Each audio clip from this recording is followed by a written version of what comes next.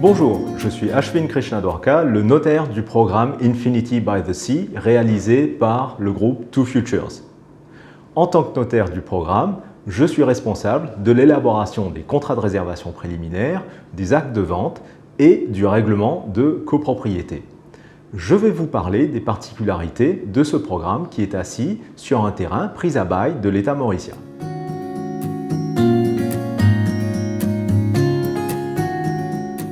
La quasi-totalité du littoral mauricien est constituée de terrains appartenant à l'État. Ces terrains ne peuvent pas faire l'objet d'une cession en toute propriété. En revanche, ils sont octroyés à bail par le gouvernement de Maurice pour des durées typiquement de 60 ans, moyennant évidemment le paiement d'un loyer annuel. Ils autorisent la construction de bungalows ou d'appartements sur des terrains. Ces appartements et ces bungalows font l'objet d'un véritable droit de propriété au preneur pendant toute la durée du bail.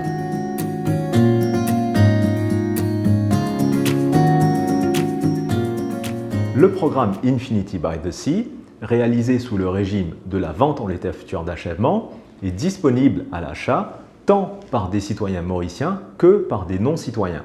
Alors, vous savez probablement déjà que les non-citoyens ne peuvent détenir des biens immobiliers à Maurice que sous certains régimes réglementaires spécifiques, dont les plus connus sont les régimes IRS, Smart City, PDS, etc.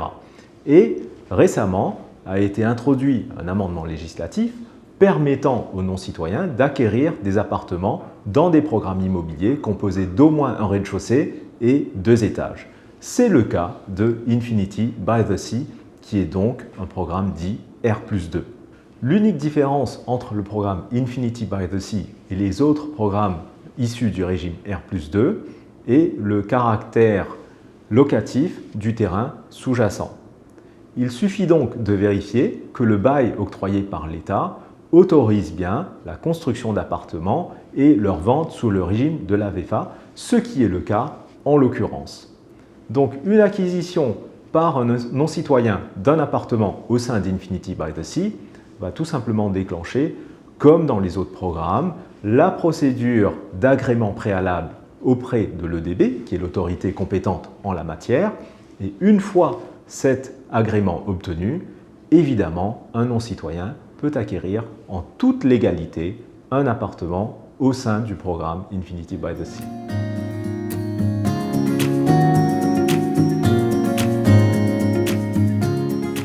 Le droit de propriété comporte 3 attributs principaux.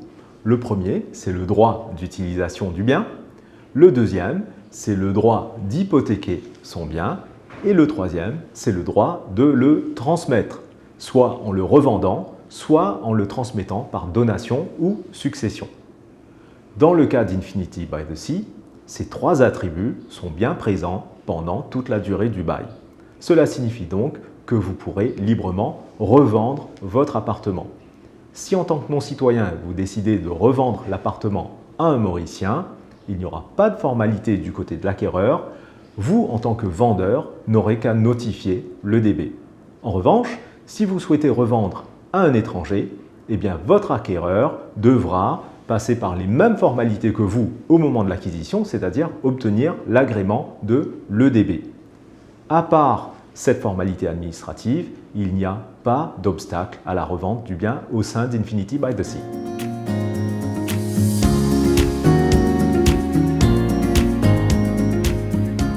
Une fois l'acquisition réalisée au sein d'Infinity by the Sea, vous aurez de plein droit la qualité de membre du syndicat des copropriétaires. En tant que tel, vous allez contribuer proportionnellement au paiement du loyer qui est dû à l'État par le syndicat des copropriétaires sur l'ensemble du terrain sous-jacent. Ce sera fait au moyen de vos appels de charges trimestriels ou annuels au sein de la copropriété.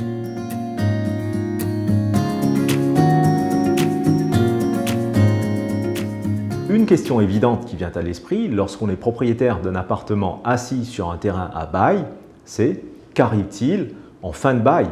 Qu'advient-il de mon droit à l'issue des 60 ans? eh bien, nous avons fort heureusement suffisamment de recul par rapport à la première vague de baux qui ont été consentis par l'État dans les années 1940 et 1950.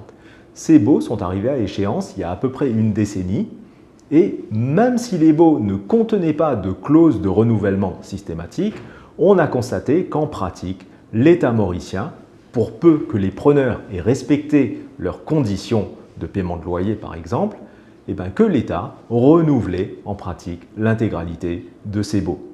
Ce qui est logique puisque ces baux constituent une manne financière pour le gouvernement mauricien.